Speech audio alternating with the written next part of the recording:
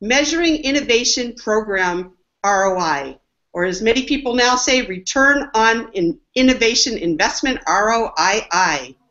And before we go and get started, and before I introduce the panelists, I'd love to do just a quick housekeeping to remind you that we do have people standing by on social. @BrightIdea is our Twitter handle, and we're using #innovation, #leadership. We'd love to hear your questions, so please be sure to tweet, share with us, and we'll be sure to address all the questions we can at the end. There are also polls that are available on your screen at the bottom. If you could answer those, it helps us know who we're talking with, and we can better tailor the answers to our questions. And then also there is an area where you can submit questions in the panel here, where we will, again, we'll get to those at the end, and you can also vote. So if anyone's already asked a question that you think is a great question, just vote on it, and that way we'll put it up at the top. Okay? Those with more votes will definitely get asked. All right? So again, thank you everybody for taking time. We have a great topic, and we have excellent speakers, panelists, so I'd like to go ahead and introduce them. First we have today is Nick Selk. Nick is Innovation Program Manager at Cisco. Welcome, Nick. Thank you for being here. Thank you. Glad to be here. And Cisco's Services Innovation Excellence Center's mission is to build innovation capabilities that drive business outcomes for its stakeholders. To take a look at some of their innovation program statistics, which are very impressive, they have 14,500 community members, and it continues to grow, who are actively engaging to submit 2,700 or more ideas from 85 countries. To date, 83 of the ideas have been implemented, providing realized business outcomes year-to-date of 51 million, with 200 million forecasted. Wow, so you know Nick's the right person to be talking about on this topic.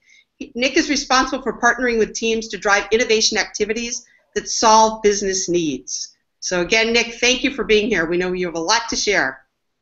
Thank you. And Guillermo Bouchat is here, and I've already said I will use my best French accent to say that.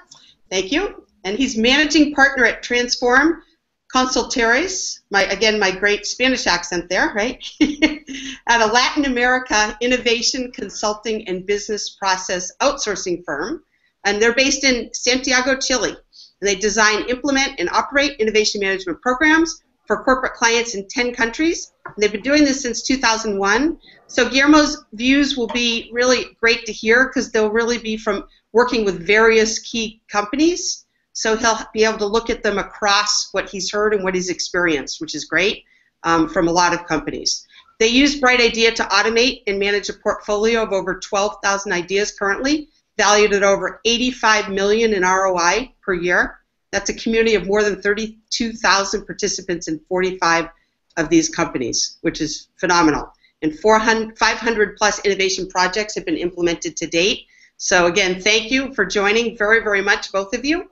And then just if you did not know from the other Hangouts, if you're first time joining the Hangouts, I'm Gretchen Hoffman. I'm Vice President of Marketing at Bright Idea.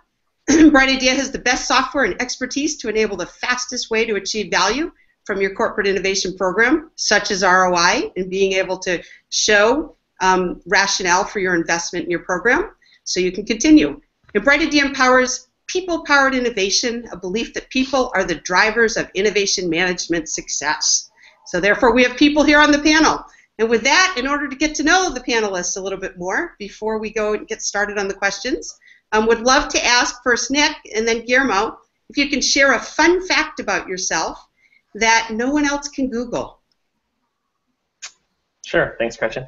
So the fun fact I would say is that between my business life and my work and my home life, my home travels, I've been to 26 different countries.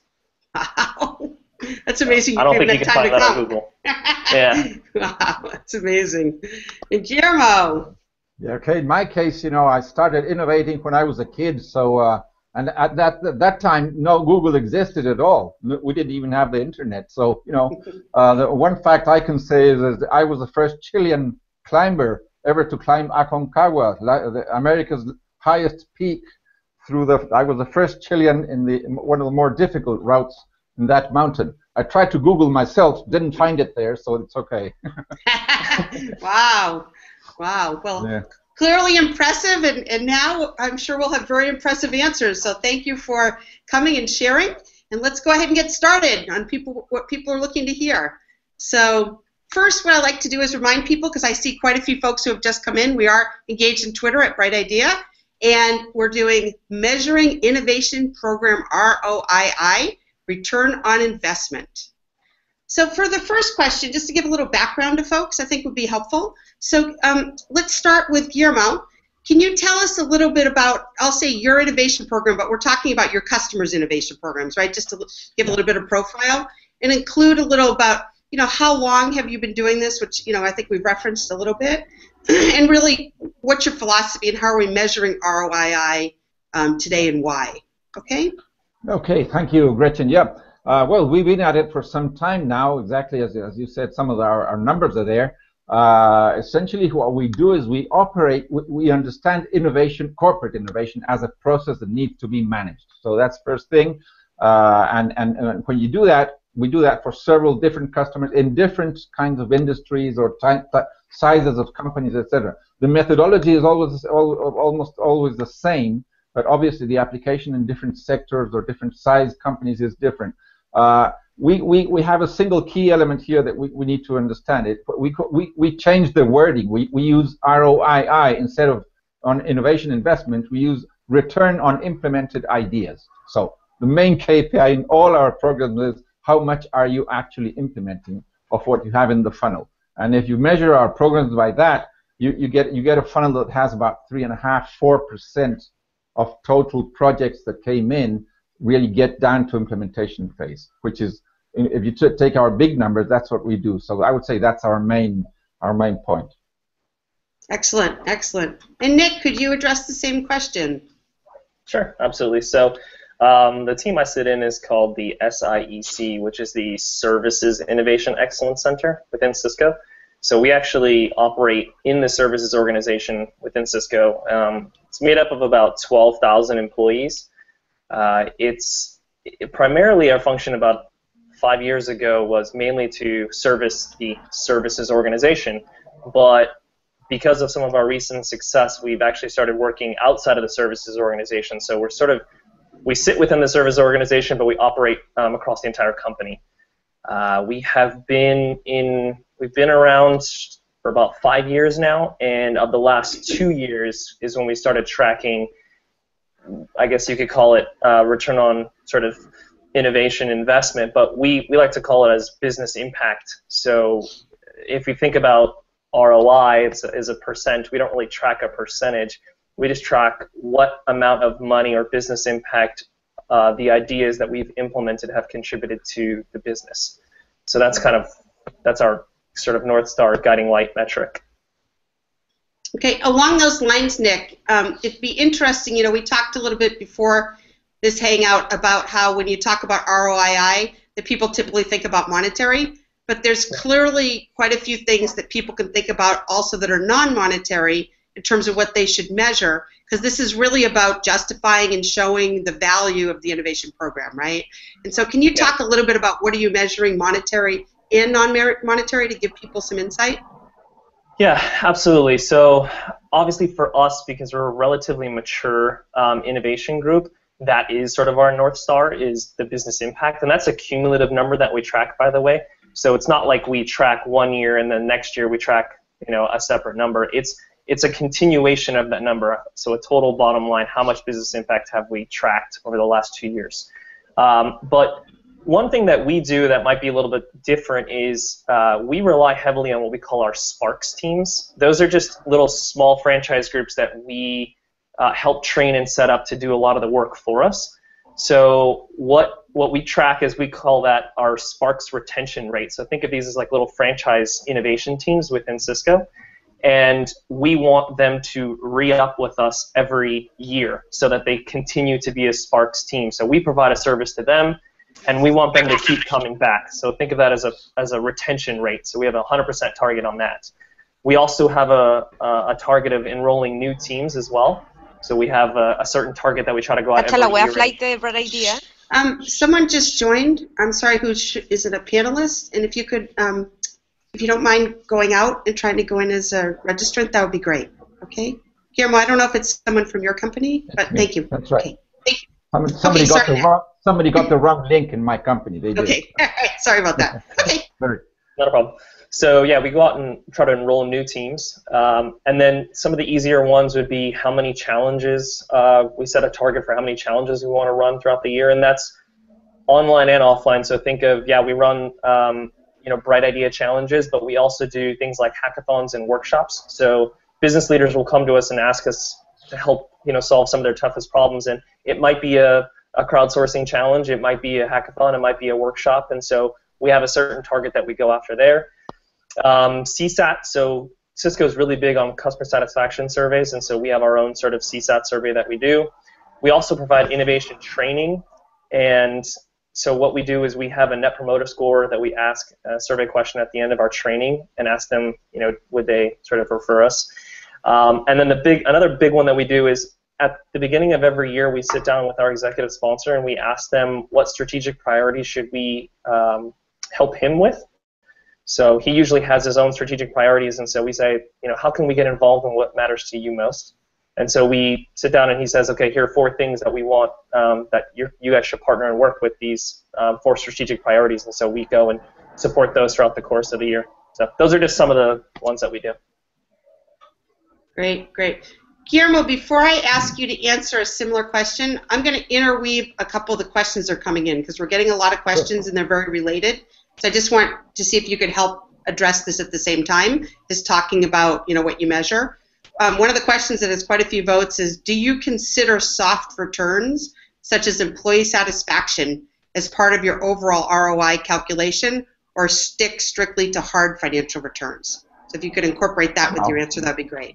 Okay. Yeah, I can take that right away. Yes, we do. We definitely do. We do customer satisfaction surveys. We use our own staff internal climate studies, and we use all kinds of soft measures, really. What I was going to point out, though, is that happens in what we call early stage programs. You have innovation programs in companies that are just starting up. They have maybe 6 months going on, and what you're looking at is what you want out of those programs is really to change the culture, to have people inside the company learn how to submit ideas, how to participate, how to go around doing brainstorming sessions and things. You're not really expecting a lot of dollar value on the first. For us, it's almost a year before you actually get on a program into hard ROI. And then, so we definitely use all these kinds of user participation, user coverage, like how many people are actually submitting ideas from different areas in the company, who leads those areas, and then we understand, is there a leadership problem in that area, that kind of thing. So we definitely use soft measures, mostly though in early stage programs. Now, when you go into the second or third year, we call that the acceleration stage. For us, gaining traction stage is the first year or so, and then you go into acceleration. When you go into acceleration, you start doing hard dollars. However, within the hard dollar concept, there are a lot of KPIs.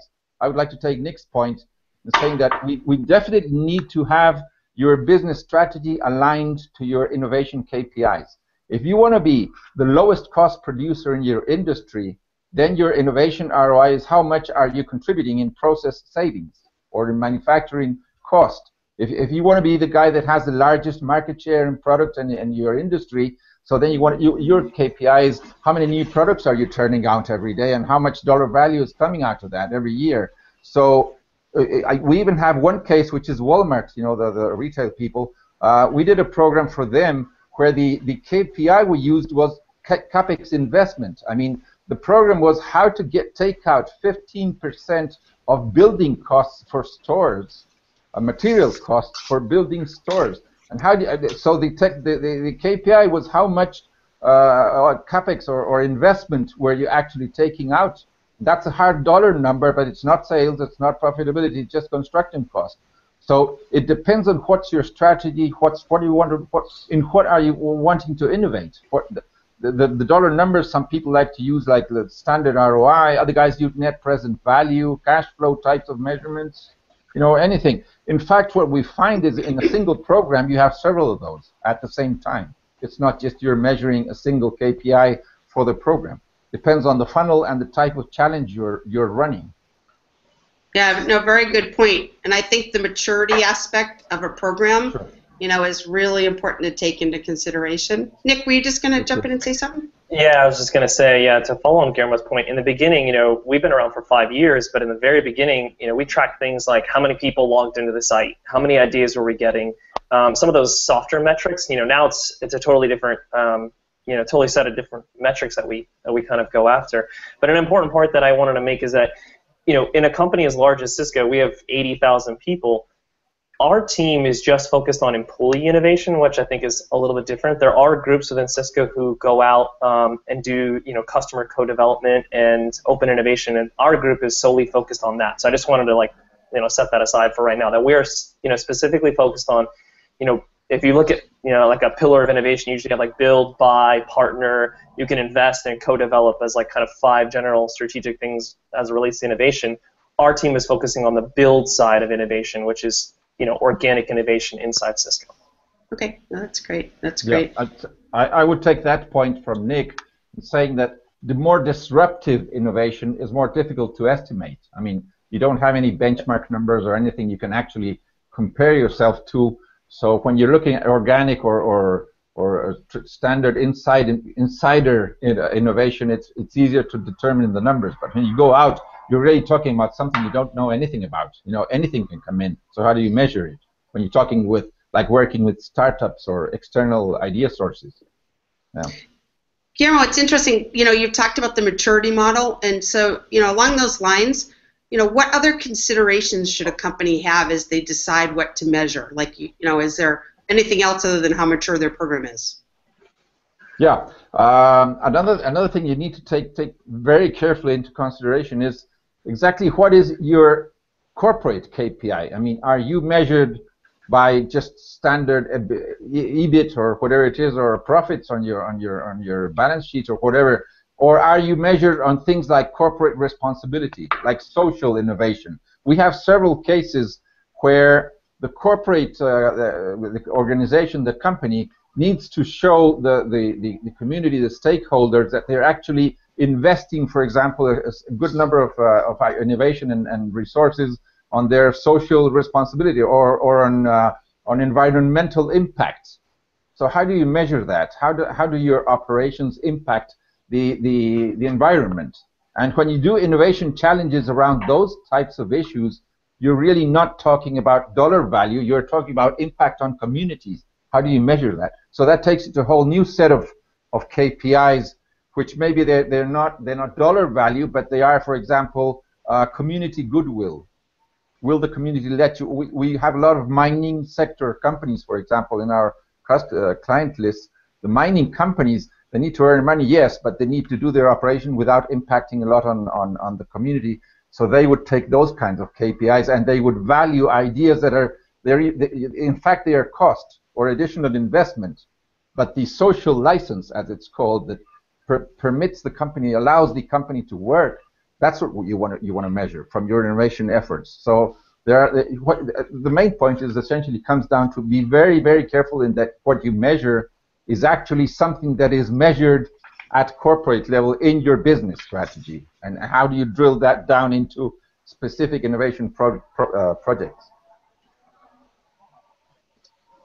It's interesting because you've talked about different, ways we can measure ROI, but I think it can be challenging for people to know how do they evolve. Like when you talk about the maturity model, Guillermo, in terms of how do you know when you start to shift? So, for example, you mentioned, after a year, maybe they start out, measuring number of participants. And I think what we're really trying to net out is how do you start to engage more people, right, and then start shifting to that culture of innovation, right? So that people are starting to pay attention and realizing the impact innovation can have with their, submissions and being able to participate.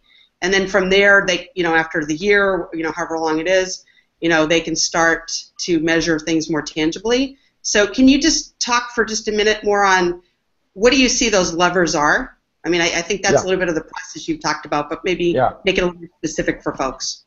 Yeah, the what we call the traction phase, the first stage of any program is gain traction. When you want to gain traction, what you're looking at is you're looking at things like covering the more functions you can in the company, the coverage of the program, a lot of people coming in, a lot of people submitting ideas.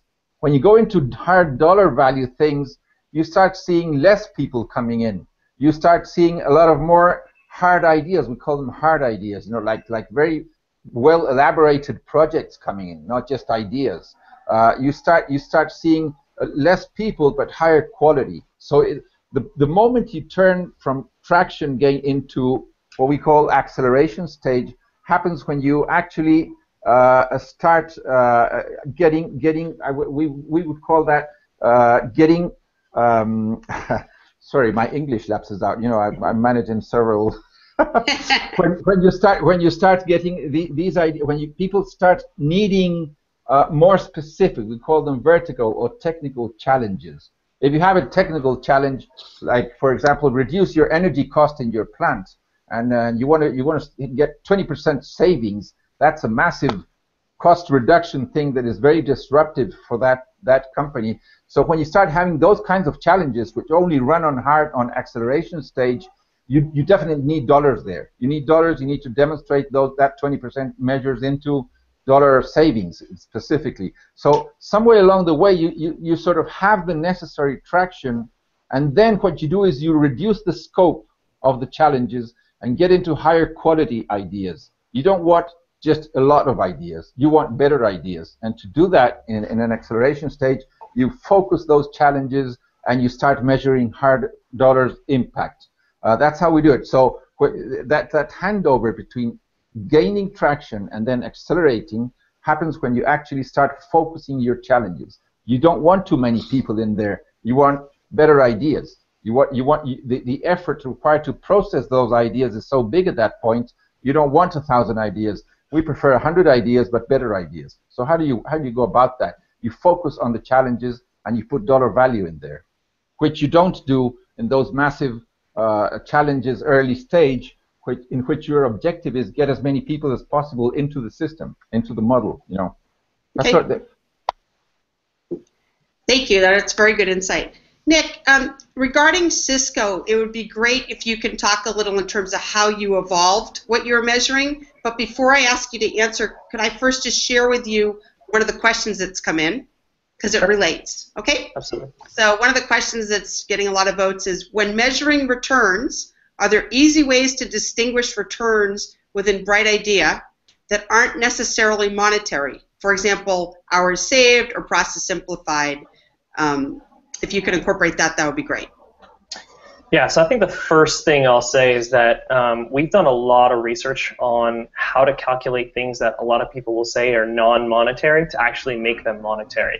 There's actually very few things that people, if you actually dig into the science of capturing business impact, there's very few things out there in the world, and some would argue that everything can have a dollar, sort of a dollar amount attributed to it. Now, that's not to say that certain things are harder to find. It's not easy to find that dollar amount, but for sure you can find it. And there's, if we had a longer time, I could spend a lot of time on this, but I guess I'll just quickly answer the question.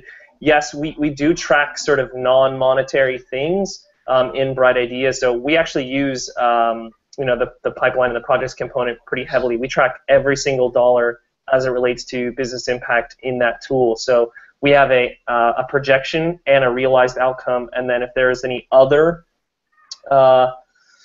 outcome, I guess, we do track that as well in the notes section. So everything in our dashboard is up to date. We are very religious about tracking that information in the Bright Idea tool as a single source of truth for that information. I don't know if I think that answered that question. Yes. No, that was great. So let me just ask you, Nick, while I have you here, let's switch a little bit on communication, right? Because some of it is, yes, you have to have the measurement, but now how do you make sure people know about it, right? So how have you communicated results with, the C-level sponsors, and how do they prefer to be communicated to, and what's working? Yeah, so as part of a standard operating procedure in Cisco, we have these quarterly ops review meetings. So every quarter we sit down with our executive sponsors, and at the beginning of the year, at the beginning of our fiscal year, we sit down and we just throw out our own goals and objectives of what we want to achieve. And every quarter, we have to go back and present to him. It's nothing fancy. It's just in PowerPoint. And it's as simple as just reporting back up the numbers. So how many challenges have we run? What's our business impact number? What's our customer satisfaction survey? What's our net promoter score? So all of those metrics we report back on a quarterly basis. How we get the word out to the broader audience, we have a Jive site. We have an intranet homepage, and just like anybody else, we sort of are in a queue every couple of weeks. We kind of get a shout out on the homepage. But we do a lot of that, and then obviously the majority of the communication work is really like inbound, in the sense of we don't actually do a whole lot. The groups that we do work with, they're so happy with the work that and the outcomes they get from us that they tell another part of the organization or another part of the organization, and it's just all inbound, and there's very few outside marketing that we actually do at this point. I think it's because we're probably so mature. But in the early stages, I know we did a lot more marketing. We were boots on the ground. We put up banners, put up flyers, all sorts of stuff. But it's really easy, to be honest. It's really easy to market our team when I think the number I gave you might be a little bit out of date now, but we're close to 70 million in business impact. So it's pretty simple, right? We just say, yeah, we can get you business impact, and people, lining up to work with us. So that's great. That's great. We love hearing the numbers. So, sure. Guillermo, based on some of your customers, right? Can you talk on what you've seen is working for them on their communication with, executives, getting the word out? Is it contests? Is it other things? And then how are they really being able to shift their culture internally? What's working? What's not? Yeah. Well, I'll take on Nick's points too. What we implement in each of our clients is a thing we call the innovation board. The innovation board is like it's a board made up by the C-level executives of the company. And what we do there is we do a monthly innovation board meeting. The innovation officer goes there and shows his results. How many people are participating, number of challenges, same things that Nick has on his scoreboard. But then what we also do a lot is we have the owners of the projects go and pitch at that meeting. They go there and say, this is what we're doing, this is what the stage we're in this project, and such are the numbers we're looking at. So we have these events that last about 4 hours each time. The first half hour is the innovation officer actually showing his results, but then we go into the projects, and this has really shown that board that innovation brings results, that you can actually see those results, and that there are committed and very enthusiastic people out there actually doing a lot of work to get that done. So we show that to the board, and so the board gets the correct idea. That's what we need. The other thing that we do a lot is all the communication that we use, all those stuff that Nick was mentioning, all the newsletters and intranet stuff and all that kind of stuff. But yes, that happens mostly in early stage programs. When you're actually incubating 20 or 30 relevant projects with high dollar value, what you need to do is communicate the advance of those projects on the funnel, and do that directly by having the sponsors and the people involved pitching their things in that board meeting. That's how it really worked very well for us. And of course, sometimes what you have is one of the board members will say, this won't go, take it out, or they say, let's go on. It's a go no go kind of show once a month, and that really is a very strong milestone in our process, because it keeps that board actually involved in the innovation process all the time. And what they're looking at is projects. It's not just soft stuff. It's the hard project that we're actually incubating and running through the pipeline, through the funnel. Okay, that's excellent. I think people realize they have to get the word out, take advantage of your communication channels. This is really about shifting the company towards a culture of innovation and seeing the value of the innovation that's being done. So, clearly you've both seen a lot of it and done a lot. I'd like to ask both of you this question here. I'll ask Nick this of you first. This is a question that's come in from another Nicholas. So, how far out can you claim ROI? An idea generated today may take 2+ years to start showing returns, and those returns can grow exponentially for a number of years. Can this be delayed future value be quantified financially or qualitatively? Yeah, so good question, actually. What we do is actually we have a set as soon as the idea starts returning business impact and it hits and we're able to track that, it starts the counter day one for us. And we track that idea specifically for a maximum of 3 years. After 3 years, we don't track it at all, and it no longer hits our books anymore as business impact because we consider that run the business at that point. It's no longer an innovation idea. It is just run the business. It's taken a life of its own, and it's part of the business anymore, and so we stop tracking it. So as soon as we're able to actually calculate the true business impact, when we get that dollar figure, it starts the counter, and then we have 3 years to track it, and once 3 years are up, it's off our books, and we no longer track it. Oh, interesting. The 3-year mark. That's probably smart. I mean, it's probably pretty safe. Well, because you can't live off your old glories for 10 years, right? You claim an idea got implemented 10 years ago, and you're saying, yeah, now we have $1 billion worth of business impact. That's not innovation impact. So, anyway.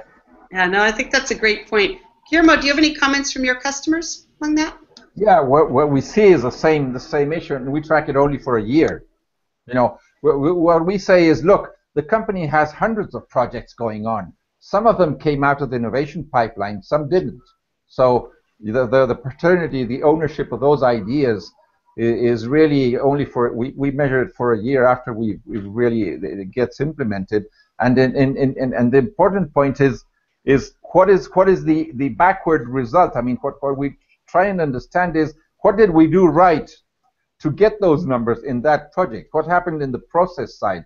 Because we are practitioners of the process that actually got that program implemented. How did we do that? What did we do right on that process that actually got this project getting returns? And we do a lot of learning out of that stuff, because mostly those, I mean, why is a project that came out of our innovation funnel successful, and another project that didn't come in the innovation funnel, just came in through regular, I don't know, management ideas, whatever it is, why did they have success? So it's an important point, because all this effort you're having of actually, you're processing 100 ideas and implementing 5 of them. So you need to actually make sure the 95 ideas you're discarding on that funnel process, you're doing that right. So if you actually get projects implemented, what did we do right? I mean, why did that idea get through the filters, through the scorecards? How did we design the correct scorecard to make sure your idea is going to work? So implemented ideas are good for a backward learning process. Why did this go well? Why did this go fast through the funnel? What did we do right from a process point of view? Because when you're managing implementation funnels, what you're doing is managing idea life cycle. That's what we call it. You manage idea life cycle from when they're born to they get dead or implemented. The idea life cycle. You want to make sure the right ideas get through. So if one did, what did we do right? That's the learning points we try to understand. Yeah, no, I think that's a great point. I wanted to shift for a minute. We've talked a little bit about, how important it is depending on how mature your program is. And, both of you obviously have had a lot of experience with mature programs, but I'm noticing on the questions that are coming in, there's still a fair amount about what, if people are just getting started, what they do.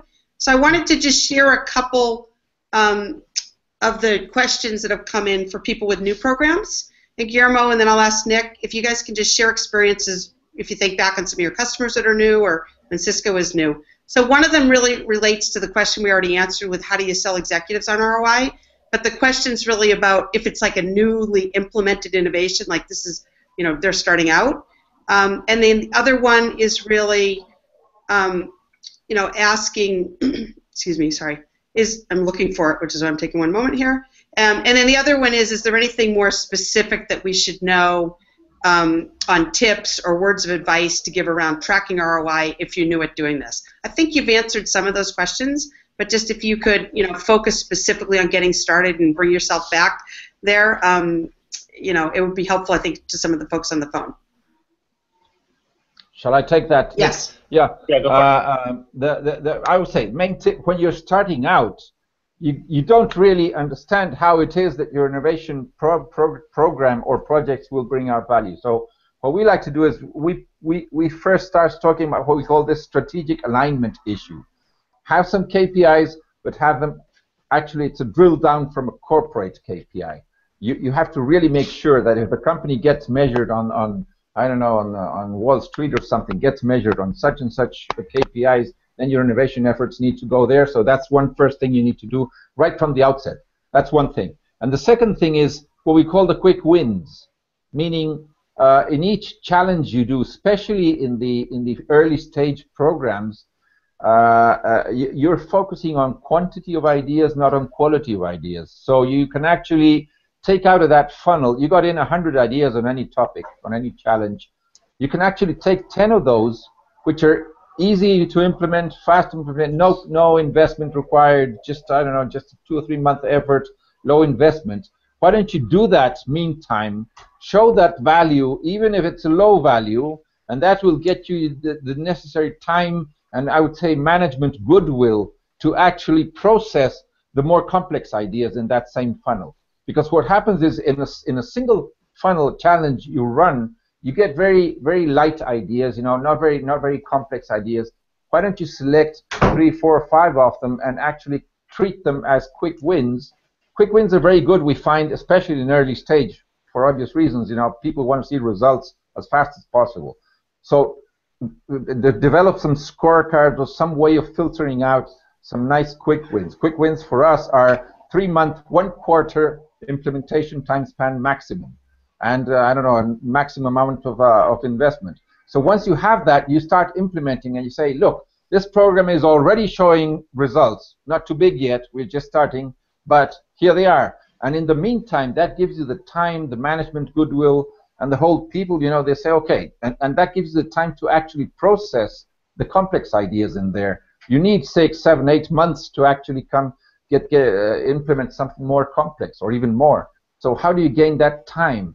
We actually have a whole quick win kind of program running in each challenge, and we use what we call the pre-filter. Pre-filter is right after you close your idea box or your idea capture thing button, so your idea submission phase, you close that and you start processing what we call the pre-filter, filtering out quick wins. Start implementing that stuff as soon as possible, and in the back, on a backstage, start processing the complex things. So two main tips: just make sure you are strategically aligned with your company and its business goals, and then make sure you have some results to show short term, even if they're not very big or very disruptive numbers, but they show the process works, and that's the time you need. That's what you need to convince management of in the early stages, that the process will work. That's what you need. That's it. Yeah, it's really interesting because I think the shift for culture of innovation, like when people are getting started, it's really important that they do look at those quick wins as well as, making sure everybody knows what they're doing and how it rolls up to the corporate objectives. But one comment I just wanted to make is, like with Bright Idea, we've analyzed, many of what our customers have done, particularly those that are successful. What we found is if you do at least 5 challenges, and this is a generalization, but we found if you do at least 5 challenges and really help promote internally the successes of those, that's really the road to getting on to having a very successful innovation program. So. Yes, as you know, we've worked with Bright Idea for almost 10 years now. We do exactly that. We run 4 to 5 challenges, mainly widely scoped challenges in all the company for the first year, what we call the traction gaining stage. 4 or 5 challenges is okay. That's exactly what we do, and that gives you the necessary support for the second year, which is when we actually get into hard dollars. Yeah, absolutely. Yeah. I'll quickly say, Guillermo hit it on the head, I think, on one of the points, and it's the easy answer is whatever your execs want you to start tracking. If they tell you what to do, you just do it, right? You don't have a lot of options there. But aligning to strategic priorities of what the company's looking to do, that's obviously a good thing to do. In terms of some little tips and things, I would say to get those quick wins, if you look at, I don't know if anybody's familiar with a 3 horizons portfolio, right? You have H1, H2, H3 type of ideas. Just like Guillermo said, go after H1, right? Because those are your easiest ideas to get implemented. They require least amount of funding, and they're just easy to incubate and implement. And the easiest ones to think about are process, challenges or campaigns, because if it's process, you can quickly change process, right? That's easier than trying to get funding to incubate a new product or incubate a new service. Process could be a little bit easier as a quick win. And then I think there was another part of the question, but in terms of sort of how to best capture some of the ROI, you have to take assumptions. I think that's one of the biggest things, is that we have to assume, so for example, a cost savings idea, we assume that our engineers' time is worth $100 an hour. And so we just have to take general assumptions when we make these calculations. So when I say a business impact number of $70 million, you're not going to be able to go into our P&L and go, okay, I found 3.2 here, 8.6 here, whatever, 10 here. We have to take general assumptions around what amount of money this is cost savings, or revenue producing is a little bit easier, but cost savings and cost avoidance are a little bit harder. So everybody knows it's a guesstimation. So just quickly on that point. No, that's great. There's one small point I would make there on Nick's this thing of calculating the number from the outset. What we see is that the quality of the number is not very good when the idea is just submitted. I mean, people will say, yes, we can save, I don't know, 100 man hours per day on such and such a process. Yes, you can do that. The quality of that number is not so good because the idea is not the proposal is not well developed. So what happens is you have an evaluation of the ideas when they come in, and I don't know, it's $100 million, but you have to multiply that by the percentage, by the percentage of probability that number will really fall down. So it's like a CRM kind of sales funnel structure where you have big numbers and a small probability right at the one side of the funnel, and then you have very good quality numbers, and you actually run a spreadsheet and all stuff on the projects that are advanced on your funnel, but then the probability of that number happening is much higher. So you multiply that and you get your weighted funnel. That's what we call it, a weighted funnel. Yeah, and I don't know if Guillermo, you guys do this, but we're big believers in the lean startup. So what we do is we, over time, we just take general assumptions, leap of faith assumptions, and things like that, and over time you validate those assumptions, and we do staged funding. So we don't just give people, well, it's not us anyways, it's the business units, but the business units, we tell them, look, don't go off and give someone $100,000 and say, go off and incubate your idea. That's not going to work.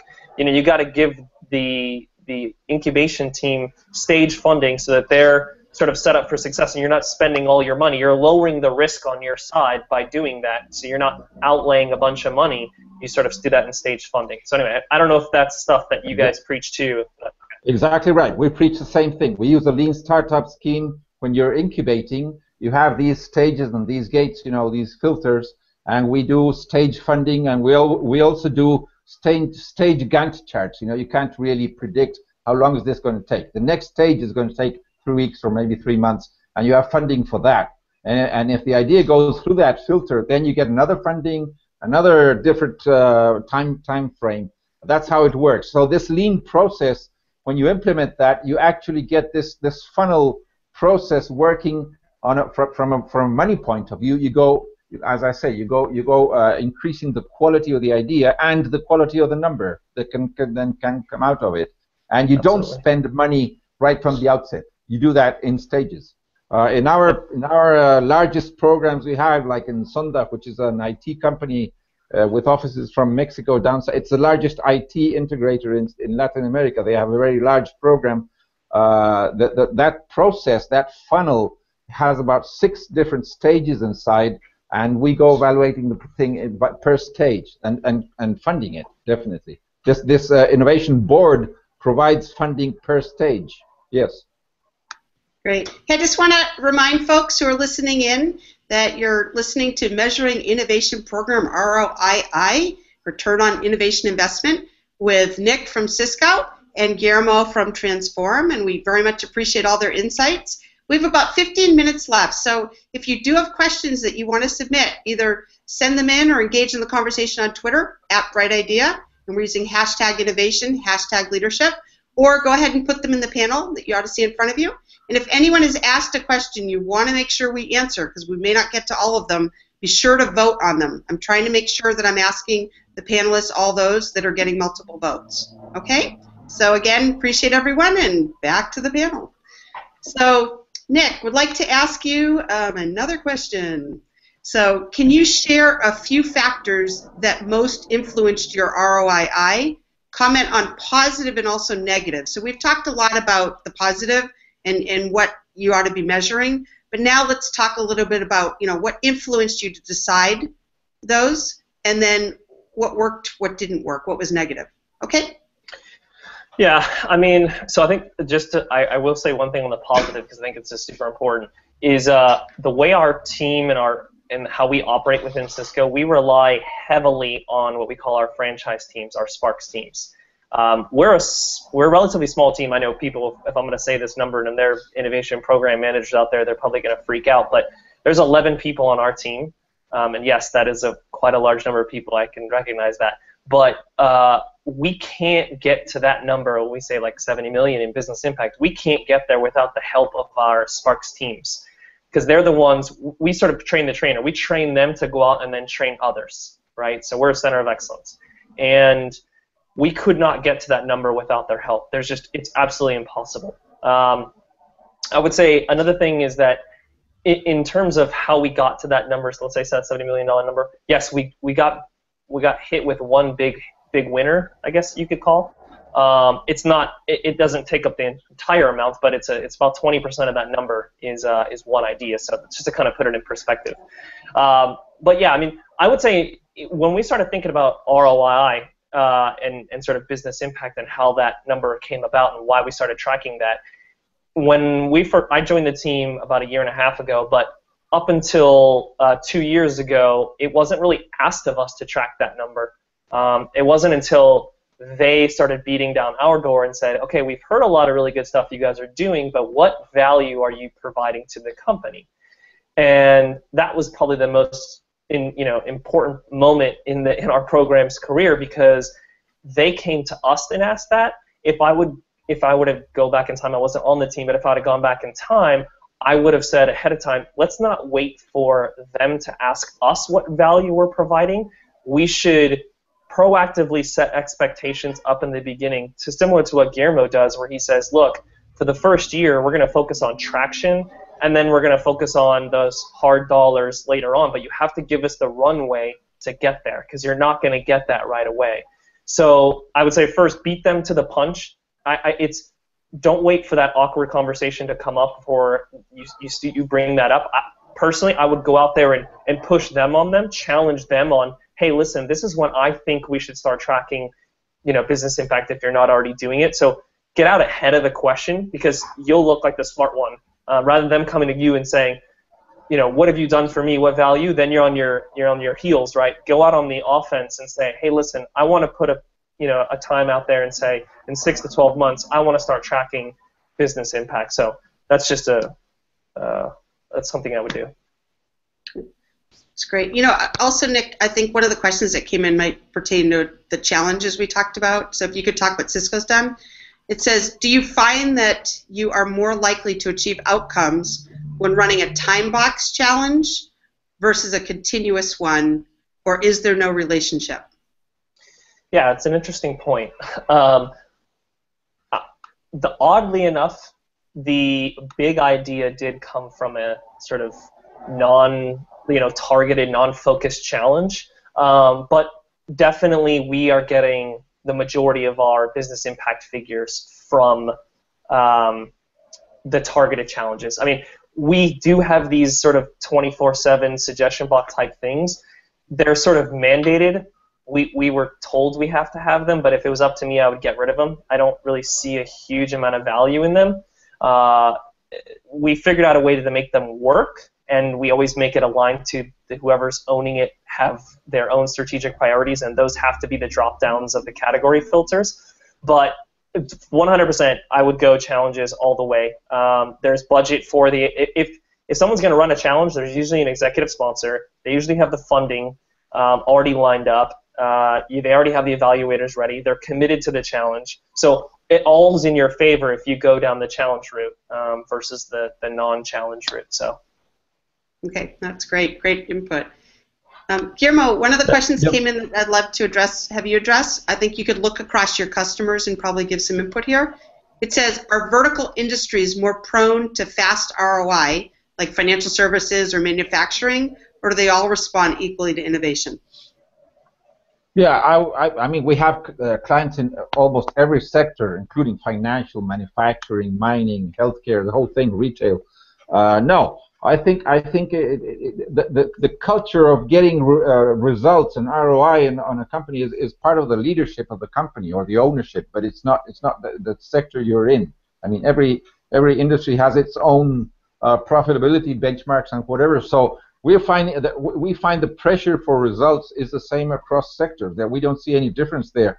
Now, what you do see is what we call the short-term results pressure. I mean, there is a cultural difference in certain industries, and there are some extreme examples. Like, for example, in a mining company, the planning time frame for that company is 20 years or more.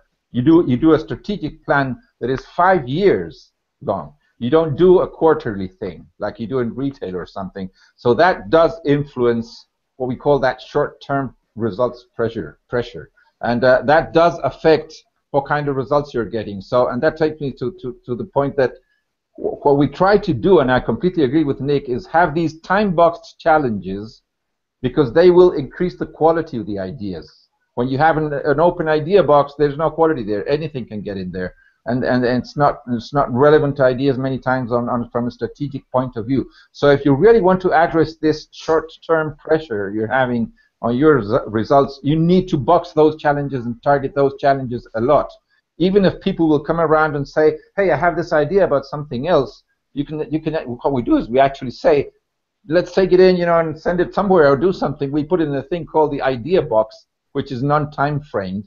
But you just can't process that stuff, and there's no quality in there. So we actually try to discourage that definitely, and use time-boxed challenges, the same that Nick is saying, and that does take you then back to the industry question you said. Some industries will have what we call long-term challenges going on, like cost reduction in the mining operations here in Chile or in the rest of South America. The cost reduction programs are long-standing. Your idea submission period is longer. That does happen. It's the short versus long-term issue on each industry. If you're used to having a monthly or quarterly, milestones or deadlines or whatever every quarter, then you really have to have a fast-paced innovation challenge process that runs a lot of challenges per quarter. I know, that's the difference, but it's not really on the outcome. The same money can come out of any of those two models. It depends on the industry and the fact that it's boxed or not for us. Great insight, Guillermo.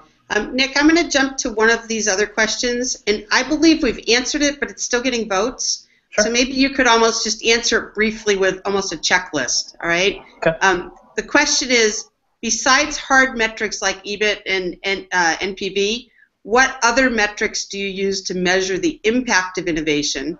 If it is qualitative metrics like brand awareness, process improvement, how do you measure it and balance it with the metrics like NPV? So I guess the easy answer is for Cisco, we don't. That's the only metric. That's the only hard number we measure, which is business impact. And that is just hard dollars saved, so cost savings, cost avoidance, and revenue generation. That's it. We have 3 buckets. We do track other metrics, so just quickly I'll recap those. So we do track customer satisfaction. So our team, when we go out and work with another group, we track that. We track how many challenges we help throughout the business throughout the course of a year. Yeah, 'cause I mentioned we have our Sparks team, so that's like a retention rate of how many of those want to renew and continue working with us. What other ones we track? We have we do training, right? So we offer a training course to any Cisco employee. So we have a net promoter score of, because our whole thing is we have 3 major pillars. Our first pillar is build culture, skills, and capability. The second one is enable ideas, which is all around crowdsourcing, hackathons, workshops, all that stuff. And the third one is accelerate results. So that's where we partner with universities. We partner with internal partnerships, external consultants, anybody who can help accelerate ideas or incubation within Cisco. So, but the short and easy answer is I don't care about anything else. All I care about, because my sponsor cares about, is business impact, and that's all I care about. So. Now that's good insight. Guillermo, is there anything else to your customers, just briefly, that you would add to our checklist we're making here? Yeah, we see some different things down here. For example, we see a lot of capex, of investment reduction. I mean, when you're setting up a new industrial operation or plant or whatever it is, you want to do that at lower investment, capital expenditure. And we see that quite a lot because of the industries our clients are in. We use, of course, the classical cash flow type of measurements like NPV. We use that. Some people focus on things like hard savings, or on what we call opportunity savings, meaning you don't get, or like I think Nick mentioned it as cost avoidance. Yes, we call that negative impact avoidance of any kind.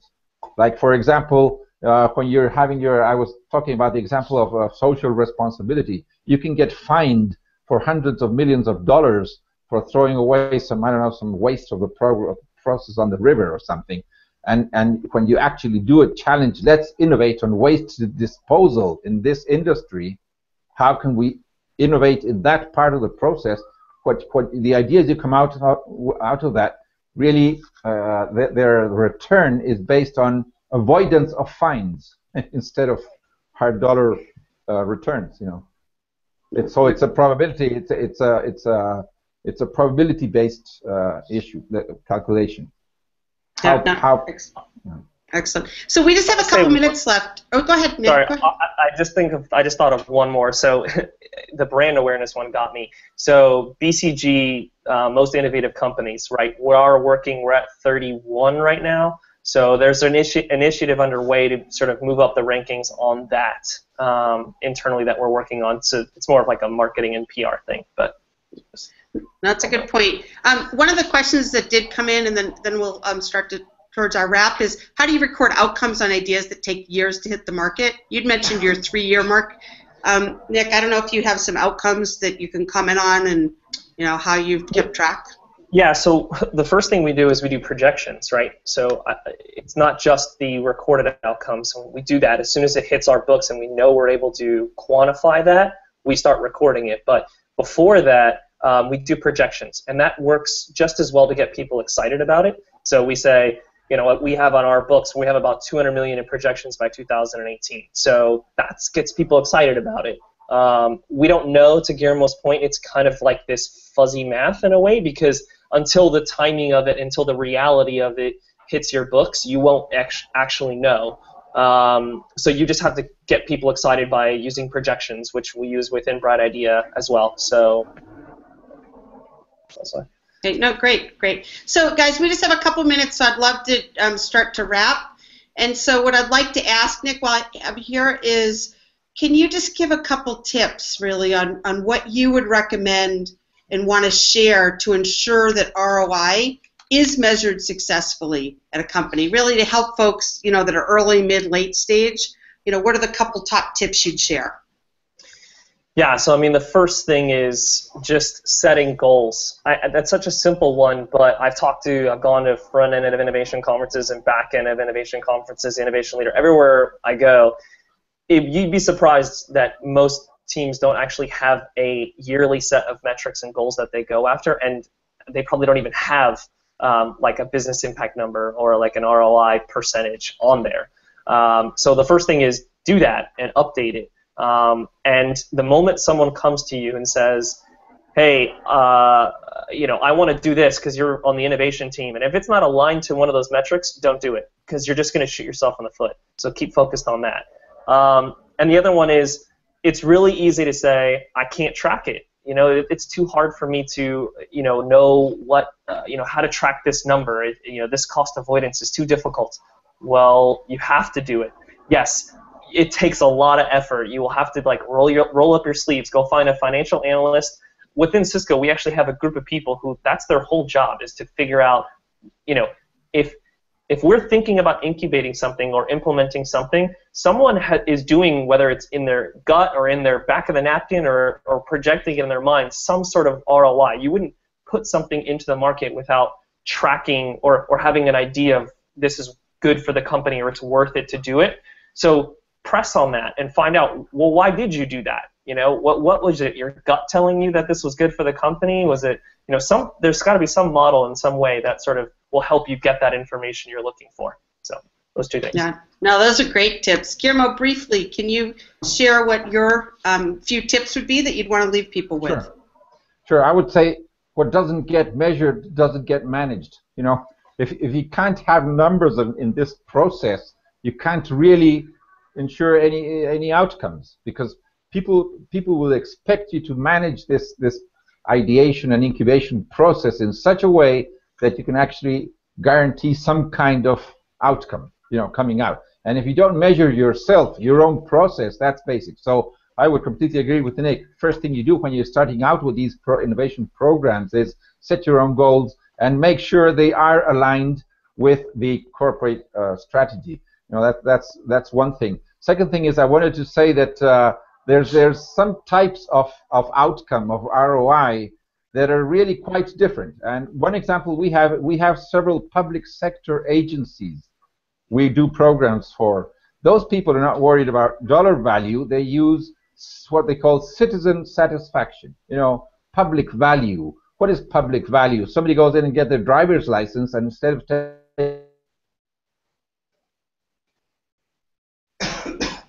I think we're losing Guillermo, so all right. Well, I think we're close to a wrap anyway, so almost perfect timing. So I do want to thank everybody for joining. It's been absolutely great content. Very, very much appreciate everybody on the phone, hanging out with us, I should say, today. And I do want to invite you to visit www.brightidea.com. We have a lot of free resources, whether your innovation program is just getting started, you're rebooting, you want to bring it to another level. We're always happy to talk with you or just share the free resources we have on our site. Hopefully they'll be very helpful. And again, want to very much thank our panelists, both Guillermo and Nick from Transforme and Cisco, for the excellent content that we've had today.